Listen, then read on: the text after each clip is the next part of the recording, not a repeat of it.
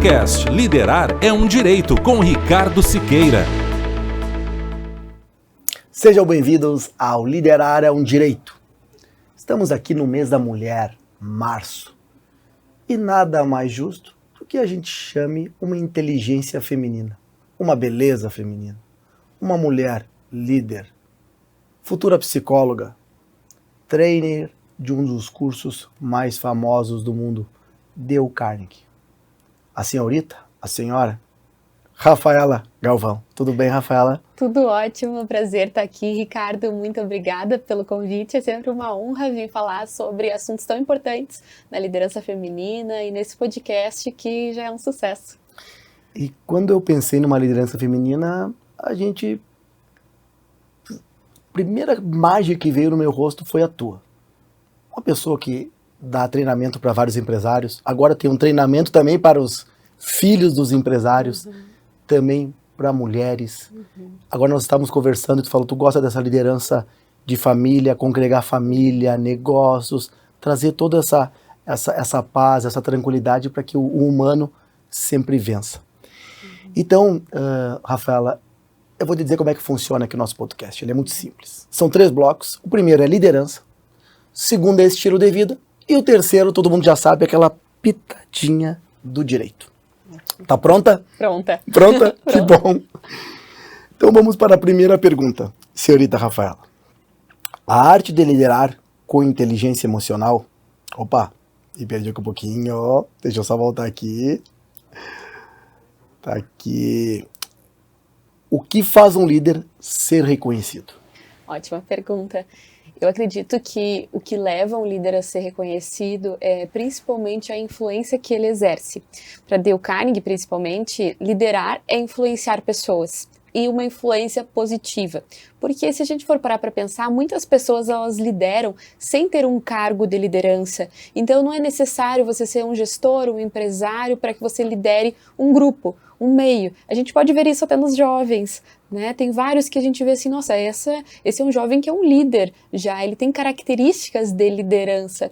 Eu lembro que quando eu era criança já, eu queria ser a líder do condomínio, queria ser a líder do clubinho, das crianças, e isso tinha muito a ver, que é o que eu acredito, assim, que é um liderar com sucesso, que é a capacidade nossa de exercer uma influência por uma causa, por um motivo nobre, por algo que a gente acredita, o quanto a gente influencia pessoas para algum tipo de ideal que nós temos. Um exemplo disso maior, mundial, é Jesus. Jesus liderou e teve muito sucesso, e tem até hoje, porque ele acreditou. Ele foi um exemplo, e eu acredito muito que, então, para que tu seja líder, tu precisa estar sempre tendo esse cuidado em quanto tu exerce a tua influência, e a influência a gente pode falar de ser exemplo, que quando a gente fala de liderança, há uma frase, até mesmo clichê, é sobre ser exemplo das palavras, ser exemplo nas ações. Eu acredito que isso é o básico da liderança, ser exemplo também na maneira em que você tem contato, as relações humanas, a maneira em que você aborda o outro, que você trata as pessoas. Dale Carnegie acreditava tanto nisso que ele entende o que é a base. Não tem como alguém liderar sem antes se relacionar bem com as pessoas. Então eu acredito que esse é o caminho. Eu vejo sobre liderança a questão, eu sou líder de mim mesmo? Esse é um excelente ponto, porque às vezes uma pessoa ela vai com um olhar muito externo, muito para o outro, para fora, e não percebe que para que a gente consiga gerar uma influência positiva, uma liderança, a primeira pessoa a se regular, a primeira pessoa a estar bem, deve ser si mesmo. Então, ontem mesmo a gente estava no treinamento da Dale Carnegie, ali com a nossa turma, que está em andamento, falando sobre liderança, e a gente estava falando sobre situações que acontecem no dia a dia, quando, por exemplo, acontece muitas vezes um erro de um colaborador e a gente precisa ter uma conversa mostrando que aquele erro precisa ser corrigido, ajustado. Se nós, como líderes, estamos irritados, que normalmente isso acontece muito, impacientes, intolerantes, a gente vai transmitir aquela intolerância e pode levar a uma discussão, a uma decisão equivocada e a uma atitude não assertiva, de não conseguir chegar no resultado desejado. Então, primeiro a gente precisa regular as emoções mas a gente vê isso na liderança familiar também. Um pai e uma mãe, quando vê um comportamento do filho que se repete, que é negativo, passa a se irritar com aquele comportamento. E aí xinga muitas vezes, fala o que não queria ter dito, é reativo com os filhos. Então, para liderar o outro, o primeiro ponto é ser líder de si mesmo, é regular as emoções, é entender mais se a gente está sendo congruente com aquilo que a gente está falando, para que assim, de fato, as pessoas possam acreditar e nos dar credibilidade, porque tem a ver com credibilidade também. Uhum. A gente já conversou, né, Rafaela? Eu fiz o Dale Carnegie quando eu tinha 22 anos, lá em 2002. E eu posso dizer para ti que foi uma experiência fantástica, muito boa. Tanto em critérios humanos, como também em critério econômico. Eu me lembro que eu fiz o meu curso, era 12 encontros, eu saí de lá e comprei meu primeiro carro. Não tinha nem perspectiva de comprar o carro, e quando eu fui lá, comprei meu primeiro carro, já comecei a trabalhar, então isso foi um curso que realmente só me deu coisas boas. E até hoje eu leio os livros, procuro muitas vezes, quando eu estou um pouco desajustado, buscar aquela minha liderança e ler um pouco do Dale Carnegie. E falando um pouco do Dale Carnegie e liderança, a próxima pergunta vem um pouco nesse sentido. Dentro dos princípios do Dale Carnegie, quais são as habilidades essenciais que o líder precisa desenvolver? Excelente essa pergunta, porque o Dale Carnegie ele é um treinamento de habilidades interpessoais, ele é voltado para lideranças e o Dale Carnegie ele entendeu lá atrás, desde 1912, que as principais pessoas que tinham sucesso na época, elas tinham habilidades em comuns, e ele foi entender como desenvolver essa habilidade em quem não tinha. Então as habilidades que ele encontrou, sendo elas características de sucesso, é a comunicação assertiva. Hoje, se a gente for pesquisar em qualquer fonte qual é a habilidade mais procurada no mercado de trabalho, vai estar lá comunicação. Então ela é uma demanda onde muitas pessoas elas não se preocupam em qualificar a sua comunicação, em ter uma comunicação mais clara, mais objetiva, uma comunicação onde consegue exercer uma persuasão, que aí leva também a ter melhores resultados, uma comunicação onde consiga delegar com assertividade. Então tudo isso é treinado no treinamento do Dale Carnegie.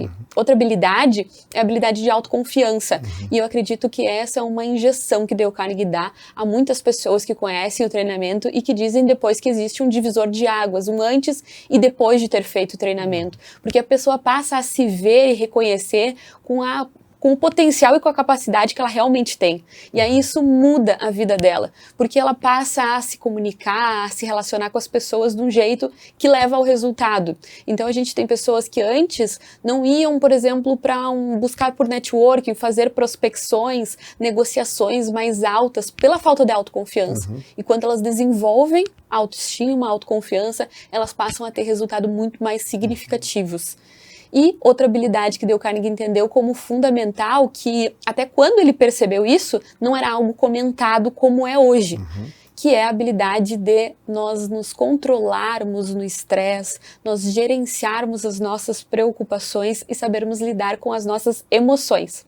Hoje, o Brasil é o número 1 em diagnósticos de ansiedade e depressão. Os Estados Unidos está ali lado a lado, mas os índices do Brasil crescem cada vez mais. Então, uma liderança que não sabe lidar com as suas próprias emoções, não sabe gerir o estresse, vai ser consequência disso, ou uma patologia, ou algo, até mesmo colocar tudo a perder em termos de empresa, em termos de número de pessoas, porque as nossas emoções elas nos afetam diretamente. Então não tem como uma liderança estar bem sem que as emoções estejam bem. Né? Não tem como um ser humano estar bem sem isso. Então Dale Carnegie entendeu que essas 3 eram as principais habilidades. E aí ele elencou como relações humanas a nossa habilidade também de liderar pessoas. Ele entendeu que uma coisa estava muito unida à outra. Então, saber se relacionar com o outro é essencial, não só nos negócios, mas na vida. Qualquer pessoa que queira ser bem-sucedida precisa saber como lidar com o outro. E se a gente for parar para pensar, isso é algo a ser estudado, buscado constantemente, porque esse outro vai sempre ser um outro diferente. A gente vai ter equipes diferentes, a gente vai conhecer pessoas diferentes, as pessoas mudam ao longo do tempo, então a gente precisa saber lidar com comportamentos diferentes, com pessoas diferentes e agora ainda mais com gerações diferentes. Porque algo que eu escuto muito também dos empresários é que a geração Z, ela tem características muito difíceis de lidar. Então, para te ser um líder de hoje, a gente precisa se adaptar à geração de hoje. Senão quem vai ficar para trás? Porque a gente não tem como mudar uma geração inteira, mas nós temos como mudar a nós mesmos, da maneira em que nós nos relacionamos com essa geração, com essas pessoas, para que as nossas empresas sejam melhores. Rafaela, a ansiedade tira a autoridade, né? E me diz uma coisa, uma característica que tu vê quando tu dá o treinamento do Dale Carnegie, aquela característica que é repetitiva, que a pessoa chega de um jeito e quando tu vê ela sai do jeito. Qual a característica assim mais... aquela evidência que a gente sempre fala do Dale Carnegie, qual a evidência que tu tem que tu pode dar do treinamento que normalmente as pessoas entram de um jeito e saem de um jeito? Dá um exemplo, dá uma evidência, por favor. Um exemplo, em se tratando de liderança, é a centralização. Muitos empresários, gestores buscam o treinamento e têm dificuldade em delegar de uma maneira assertiva. É como se tivesse somente duas opções. Ou eu delargo, e aí eu tenho muitos erros, tenho muitas consequências negativas, ou eu centralizo. Então, o treinamento gera um divisor de águas quando o colaborador, o empresário entende que existe um jeito de fazer uma delegação onde existe um supervisionamento depois, onde existe um acompanhamento desse liderado, onde ele consegue também trabalhar o comportamento dessa pessoa para que ela possa se desenvolver e se melhorar dentro desses comportamentos a serem corrigidos ou trabalhados. Então, a centralização é uma característica que o treinamento Dale Carnegie, assim, eu posso dizer que resolve. Assim como, estavas bem dizendo, a ansiedade é algo que a gente percebe cada vez mais nas turmas presente. Pessoas com muita ansiedade e que elas até relatam que o livro Como Evitar Preocupações e Começar a Viver, que faz parte do treinamento, é como um remédio, é como uma homeopatia, onde em cada capítulo as pessoas vão entendendo mais de como gerir suas emoções, como diminuir a ansiedade e passam a ter uma vida mais leve e principalmente mais produtiva. Tem um exemplo de um empresário que ele iniciava o dia dele desde as 5 da manhã e ia para a cama pensando no trabalho. E ainda com demandas, se sentia muito desgastado muitas vezes ao final do dia, mas uma pessoa que é muito lutadora, muito valente. Então, assim, isso se refletia no corpo dele. Ele tinha úlceras constantes e ele acabava tendo que constantemente ir para o médico e resolver isso, e com o treinamento ele passou a diminuir a ansiedade dele, as preocupações, gerenciar melhor o tempo dele e conseguiu ser mais produtivo em menos tempo durante o treinamento. Rafaela, tem uma coisa que eu admiro muito em ti e que por isso que eu confio no teu trabalho. Tu tá se formando em psicologia agora, tá fazendo pós-graduação em psicologia e tu é uma trainer do Dale Carnegie. O que essas ferramentas da psicologia, dessa pós-graduação, porque tu mexe com pessoas, com inconscientes, e muitos trainers só vê aquela pontinha do iceberg. Tu vai ter uma capacidade técnica, por óbvio, de ver outras coisas. O que isso acrescenta no teu trabalho dentro da Dale Carnegie? Excelente essa pergunta também, porque muitas vezes a gente percebe que existem demandas diferentes e uma busca semelhante. Então, quando um participante ele vem para Dale Carnegie, ele quer entender mais sobre ele, se conhecer, às vezes a gente percebe que a demanda que ele está necessitando é uma demanda mais voltada para uma psicoterapia. Nesse momento, eu não misturo as coisas. É importante sempre dizer isso, porque uma pessoa que ela vai ser tratada em uma psicoterapia, isso é algo de muita responsabilidade. Então ela precisa de um acompanhamento, de um apoio. Hoje a gente tem inúmeras patologias e que cada vez mais o conhecimento tem levado as pessoas a entender mais que isso pode ser tratado e curado. E é esse o caminho que eu quero mostrar para as pessoas também que vêm para o treinamento Dale Carnegie, que talvez se elas não estejam conseguindo resolver sozinha alguma demanda, elas podem encontrar também na psicoterapia. Mas eu acredito que qualquer pessoa formada em psicologia, que busca pelo conhecimento da psicologia, inevitavelmente, quando vai atender em outro setor, em outra área, esses conhecimentos, eles agregam, eles se misturam. Então, quando eu estou com um cliente, quando eu estou com uma demanda, uma consultoria de ROI, de retorno sobre o investimento, que acontece durante o treinamento Dale Carnegie, eu busco entender o porquê dele não realizar o que ele diz que é importante realizar. Quais são as dificuldades que ele tem? E aí, quando ele me dá uma resposta, eu consigo entender também um possível padrão de comportamento que ele tenha e como ajudar ele a construir através de planos de ação. A terapia cognitiva comportamental, ela é muito construída a partir de comportamentos e de planos de ação em cada encontro. E o treinamento Dale Carnegie, ele também consiste em trabalhar comportamento e desenvolver esse comportamento através de plano de ação. Então, se eu pudesse trazer algo assim que se assemelha, é esse ponto. E eu utilizo dos dois conhecimentos para ajudar a pessoa a mudar um comportamento específico de uma demanda específica que ela me traga. Então isso soma muito a poder gerar de fato uma mudança para a vida das pessoas baseado em evidências. Após que eu estou fazendo pós-graduação em psicologia baseado em evidências, porque senão a gente hoje vê muita banalização do coaching.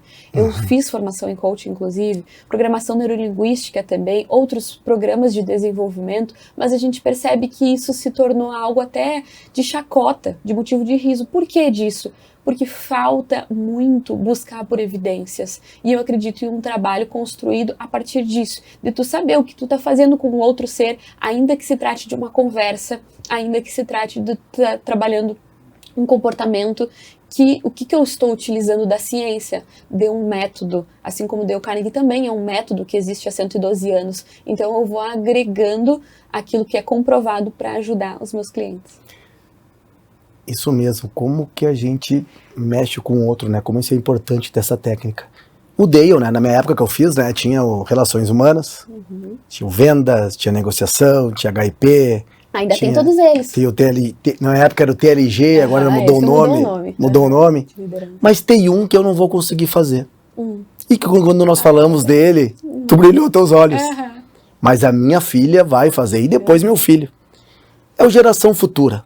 Me fala um pouco desse curso com tanto valor para essas gerações que estão chegando. Como é que funciona, que idade que é? Fala um pouquinho desse curso que eu acho ele fantástico para essas crianças. Ótimo. O Geração Futura é o treinamento da Dale Carnegie para adolescentes de 12 a 16 anos. E ele trabalha também as habilidades interpessoais. São elas a habilidade de comunicação. Então, em todas as sessões, eles têm a oportunidade de se expressar e de trabalhar a fala em público com mais naturalidade. A gente percebe de muitos adultos que vêm para o treinamento do Dale Carnegie uma dificuldade grande de se expressar. Então, a gente sempre fala, e se essas dificuldades pudessem ter sido resolvidas lá atrás, o quanto talvez te economizaria, o quanto te traria velocidade hoje para os negócios, para o que você faz. Então, o Geração Futura ele vem com esse propósito, ajudar a antecipar essa resolução das dificuldades que o adulto muitas vezes enfrenta e que já é enfrentado na adolescência. Além da comunicação, também um jovem poder trabalhar sua ansiedade a partir de técnicas, ele ter recurso para lidar com as suas emoções, gerenciar as suas preocupações. A gente sabe que tem provas hoje que é uma enorme pressão para um jovem. Provas também que depois ele vai fazer para que ele procure uma graduação, depois na graduação também terá outras provas, então faz parte da vida lidar com as provas. Agora, o nervosismo não precisa fazer parte. O sentimento de ansiedade constante não precisa fazer parte. Então é possível ter mais soluções, mais possibilidades para lidar com esses nervosismos. e para outras questões também. O Geração Futura, ele é uma união muito de valores e por isso que eu gosto tanto dele, porque ele mexe com famílias. Então a gente tem sessões onde os jovens se conectam mais com os pais, onde eles têm momentos especiais com os irmãos, onde eles buscam na socialização deles, no contato com os amigos, perceber quem é meu amigo, quem que eu posso contar e confiar, fazendo essa rede de apoio para eles. Então, é um treinamento que ele vem para agregar muito para a adolescência, para que esses jovens estejam mais desinibidos, mais tranquilos quanto às suas preocupações, mais preparados também para enfrentar os desafios atuais e do futuro. E tem uma questão ali que depois do curso, ou durante o curso, tem consultoria com os filhos e também com os pais. Os pais também fazem parte um pouco desse curso. Tem 2 sessões para os pais. O treinamento Geração Futura, eles são 12 encontros. 2 encontros são para os pais, para que haja esse alinhamento. Não é nosso propósito trazer algo que não faça parte do contexto familiar. Então, por isso, a gente acredita que tudo precisa estar alinhado com a família, para que seja feita uma manutenção também do que está sendo feito, uma devolutiva para os pais. Os jovens têm 3 acompanhamentos individuais durante o programa, onde eles vão poder trazer as suas questões, as suas dificuldades. Eu já atendi durante esse tempo 7 turmas de Geração Futura, então isso são mais de 100 jovens que foram treinados por mim, online também na pandemia, do Brasil todo nós treinamos, e poder estar presente dentro dessas dificuldades e trazer resoluções para esses jovens é um trabalho fantástico, porque eles são constantemente estimulados a melhorarem as suas dificuldades. Então, às vezes a gente percebe que é só uma questão de estímulo positivo, para que eles saiam daquele casulo que muitas vezes eles estão e passem a acreditar mais no seu potencial, na sua capacidade e poder realmente entregar o melhor de si.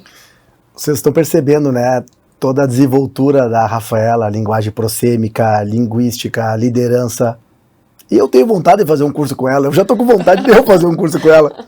E quem sabe não, minha filha vai participar. Quando é que vai ser o próximo curso da Geração Futura? Treinamento Geração Futura inicia ainda esse mês, a última semana de março, todas as quartas-feiras, a partir do dia 26 de março. Então, todas as quartas-feiras sequentes a essa, nós teremos o Geração Futura das 18 horas às 21h30, são 3 horas e meias de treinamento e, além disso, as sessões de acompanhamento.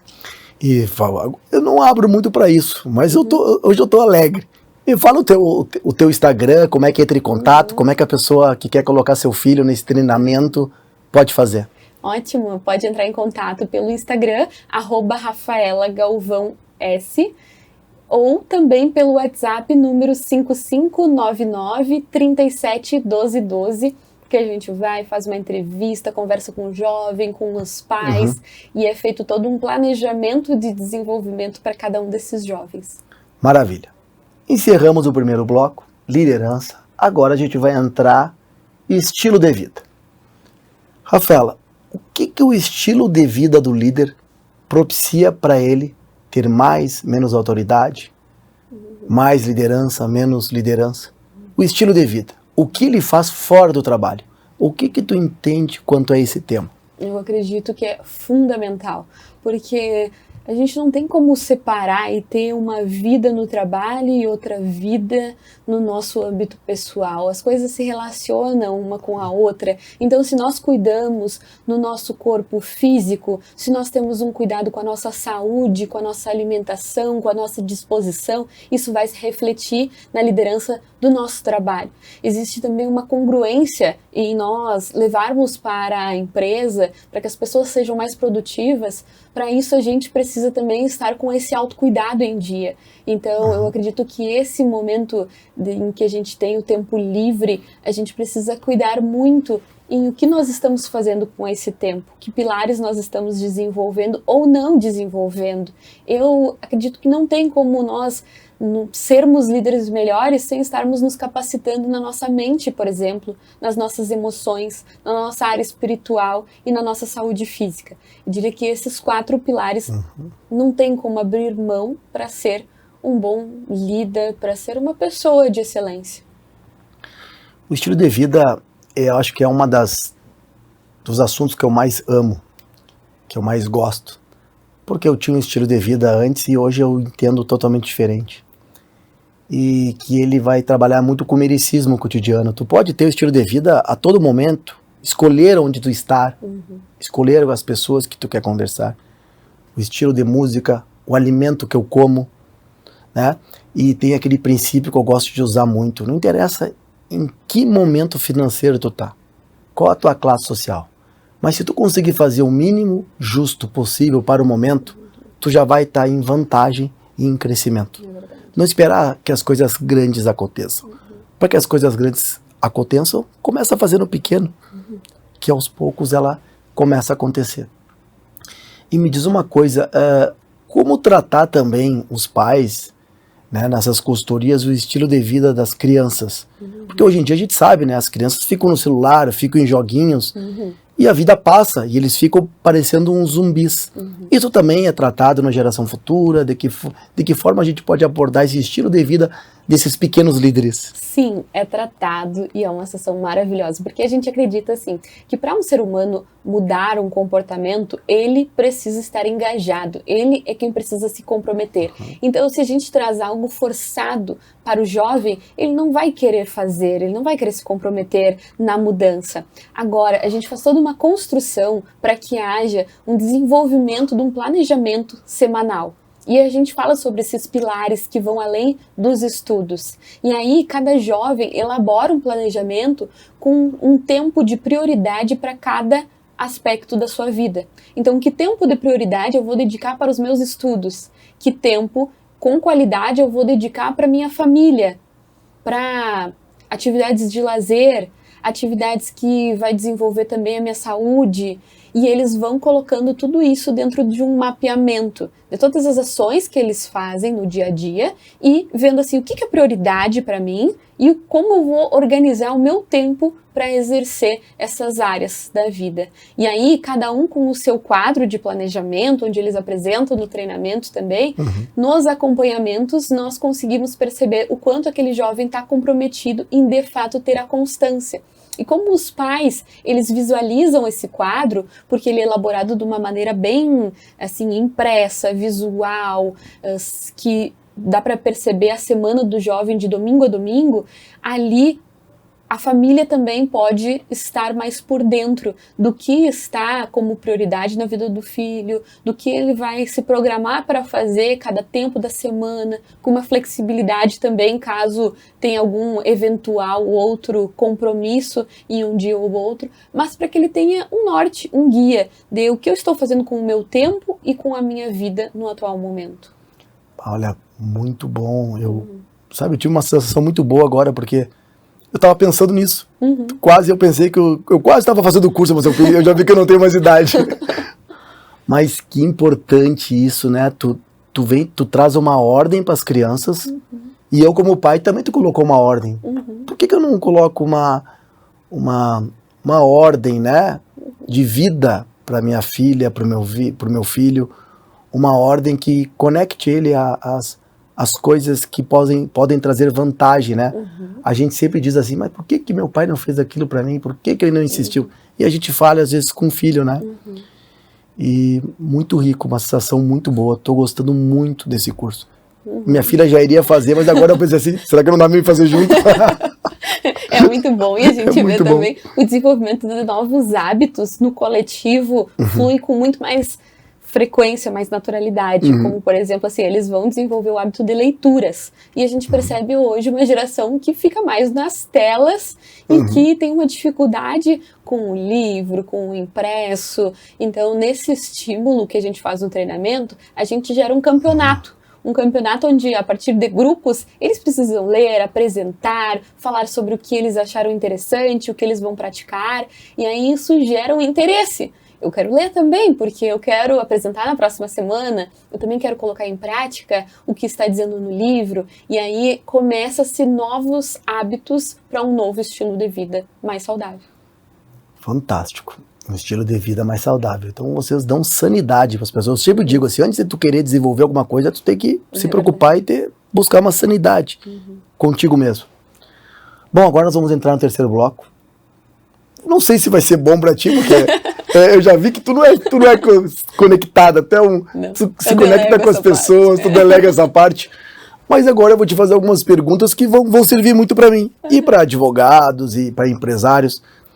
Me diz o que tu vê quando tu pensa num advogado ou numa lei. O que tu pensa nisso? Qual que é a imagem que vem na tua mente? Eu acredito que vem para trazer ordem, para trazer organização, para trazer dentro de um coletivo regras para um bom convívio, para que a gente também tenha o respeito um com o outro, daquilo que pode, daquilo que não pode, do certo, do errado, a partir de um conjunto de leis formado por humanos, mas dentro daquilo que se entende que é o melhor dentro de um senso comum, dentro do que é para todos. E para ti, o que é um advogado bom? Um advogado bom, para mim, está muito relacionado com aquele que tem, primeiramente, um conhecimento técnico, onde ele busca por esse conhecimento mais e mais. Eu já conheci muitos advogados que eu percebi que tiveram uma limitação em alguma resposta, em algum entendimento que eu precisava entender e que depois até mesmo recuaram, então não me senti segura. E aí vem o segundo ponto, que eu acredito que um bom advogado também deve transmitir segurança para o seu cliente e se interessar pelo seu cliente. Caso não se interesse, que avise, essa área, essa parte não compete a mim, tá tudo certo, e passe a bola para outro. Mas o que eu vejo como um advogado que não é bom na sua atuação, que eu acredito também que outras áreas seria da mesma maneira, é alguém que não tem esse relacionamento, essa clareza com o cliente, essa conversa assim transparente do que vai ajudar, do que não vai ajudar, de como resolver, como não resolver.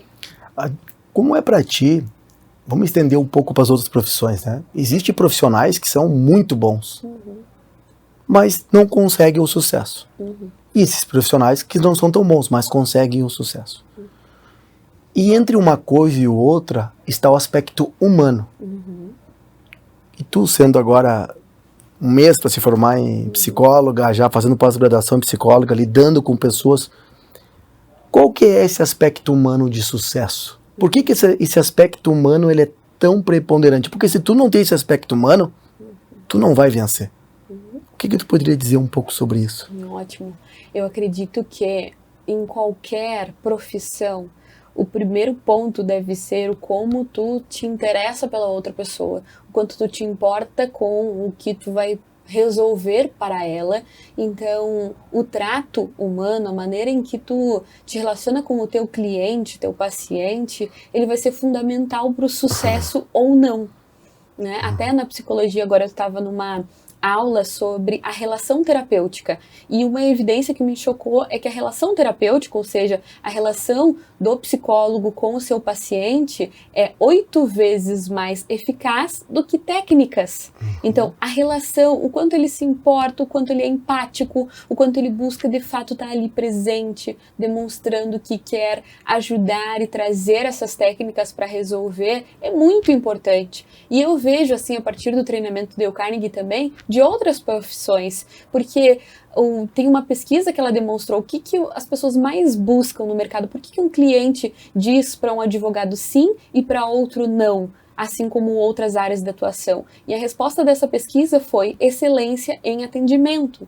Então, ninguém quer ser mal atendido, ninguém quer se relacionar com um profissional que demonstra que não está interessado pelo outro, pelo seu cliente, pelo seu paciente. Então, eu acredito que o sucesso humano está em o quanto uma empresa, um empresário, uma pessoa trata a outra demonstrando esse interesse sincero, que para mim isso tem a ver com excelência em atendimento.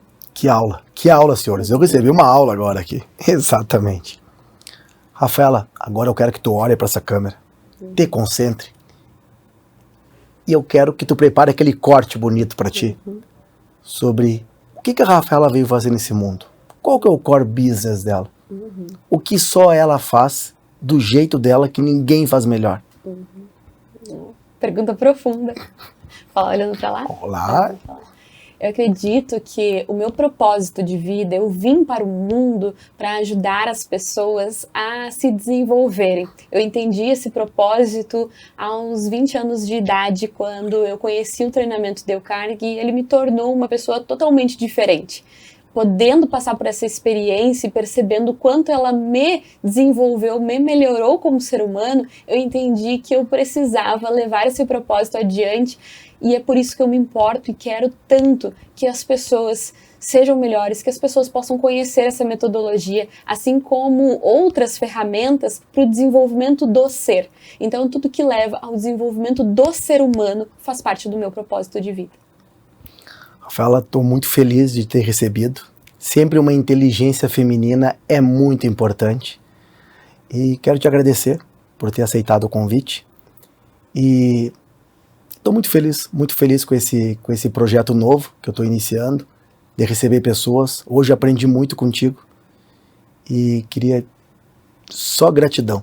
Muito obrigado. E eu quero te agradecer também e te parabenizar, porque hoje nós falamos sobre liderança, e liderar também é fazer uma boa gestão de tempo. Porque um líder, um empresário como tu é, Ricardo, tem diversas demandas, e dedicar um tempo para estar aqui conversando com as pessoas, se conectando com pessoas, buscando entender também mais a partir de histórias de vidas, de diversos segmentos, é poder contribuir com um propósito maior, que é essa entrega que tu faz do teu conhecimento e a busca também quando a relação acontece aqui nessas cadeiras desse momento de podcast, que esse projeto possa crescer cada vez mais, que tu possa conhecer pessoas que contribuam cada vez mais para o teu negócio, para o teu sucesso como ser humano, e que as pessoas assim também tenham um pouco do Ricardo para elas, para que elas levem adiante os teus conhecimentos compartilhados. Muito obrigada, foi uma honra.